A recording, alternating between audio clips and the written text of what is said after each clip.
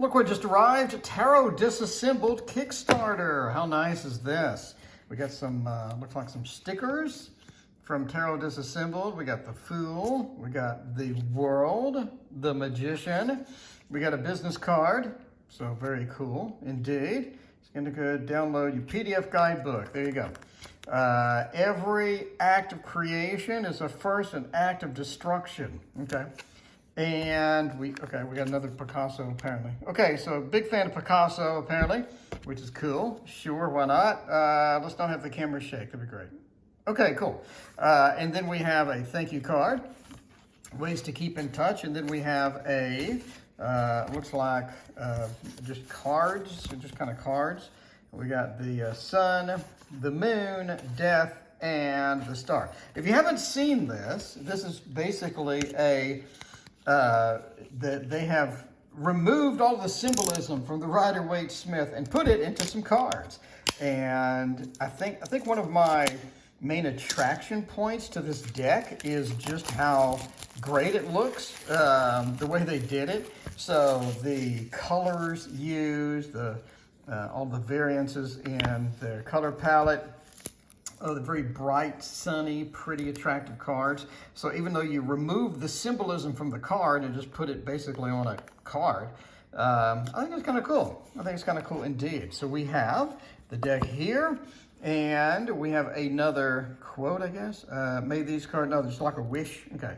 And then you have the inside of the box here, in case you want to see the back of the box. There it is as well. So, wow, look at that. Look at the side of the cards. This is very, very nice, very pretty. I know there are some delays that had to happen. Here's the back of the cards. I know there are delays that had to happen because of, you know, just the environment we currently live in, where everything is kind of delayed. But I'm glad that this finally came out. So let's look at the Fool. We have the Rose, the traditional sun, the knapsack, the dog that is chasing them, the boot, and the mountains. So I'm not going to go through all the symbolism and all the cards. We have the Magician. Cardstock is pretty good. It's not bad. It does feel very not sticky. It does feel very matte. So in other words, the cards are kind of, you know, they don't stick together, but they are not smooth to separate or anything like that. The Magician, we got the High Priestess with the pillars, the Torah, the Tree of Life, the Moon, the pomegranate apparently, yeah, okay. The Empress with the stream and the cushions along here, the crowns with the stars, the Venus sign, and obviously the wheat that's growing in front of her, the Emperor with the grand throne, armor, Aries feel there, moon, mountains, Hierophant with all of that good stuff, with the pillars, with the sign, with the crown and whatnot. Lovers with the traditional snake and the sun, the wings, the two trees. One's on fire, one has the snake inside, with the mountain in the back and the fiery aspect. The Chariot with our two sphinxes, a little bit of a water in the background, all of the armor and whatnot. Strength with the traditional lion. A lot of roses, lamescape with maybe some greenery and whatnot. Hermit with the traditional light, all on top of a mountain. Wheel of Fortune with obviously the wheel and all the symbolism around that, including the snake on the side of it. And the swords. Justice with the traditional swords, two pillars, and obviously the scale.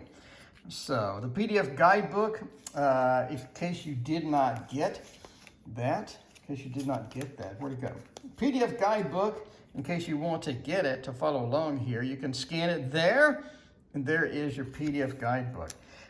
Death, there we go, with a very formal rose, armor, the water, etc. With that, the scythe, don't have a scythe, or you just have a flag. I guess some have scythes, some don't. It depends on your deck.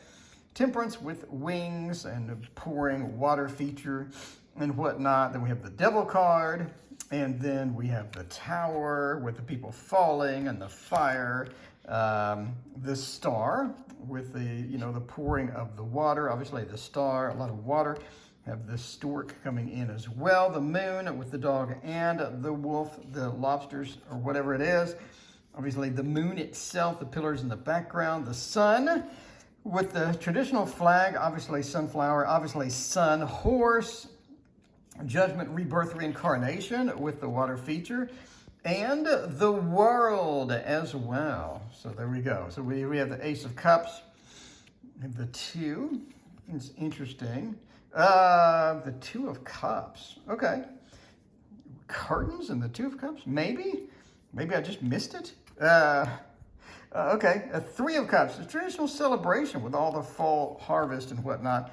The 4 of Cups, looking good. 5 of Cups. Yeah, many spilled. 3 spilled. 2 not, with this little arrow going in there. Drapery again, or curtains again? Okay. 6 of Cups, pretty traditional here. With the glove, we have all of the symbolism in there. 7 of Cups. So if you're looking at learning symbolism, this will definitely force you to isolate all the symbols and to start looking for them in the actual card. Obviously, you can get the guidebook, follow along, and get all that good stuff within there. 8 of Cups with the abandonment and all of the features within it. 9 of Cups, the hat, the robe, the display of the cups, and the drapery that is on the actual table, along with the little seat that you're sitting on. 10 of Cups, happy home, happy family. Page with the traditional fish coming out of it. 9 of Cups, Mr. Romance himself. Queen of Cups, water of water, and King of Cups out in the ocean in the middle of nowhere, possibly. Ace of Pentacles. We got the usual pathway with the Ace of Pentacles, 2 of Pentacles, the choices and whatnot, the juggling and the ship in the background.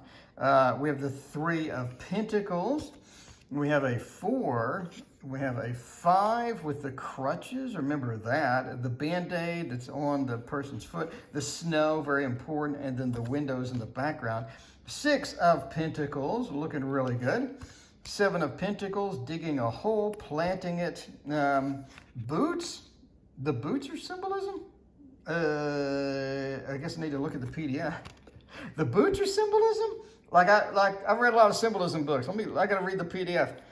Apparently, I never really paid much attention to the boots. I mean, everything else pretty much. You know, the apron, sitting in the background with the 8 of Cups and the display, the 8 of Pentacles. 9 of Pentacles, the harvest and the bounty that we have from there with the gloved hand with the bird on it.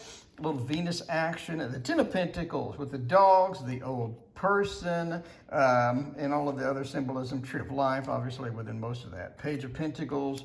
We got the Knight of Pentacles with the field of wheat is in the Thoth. The Queen of Pentacles with, of course, the rabbit. And the King of Pentacles with a little bull action within there. Swords. As always, we have the blindfold with the swords and all of the water action behind it.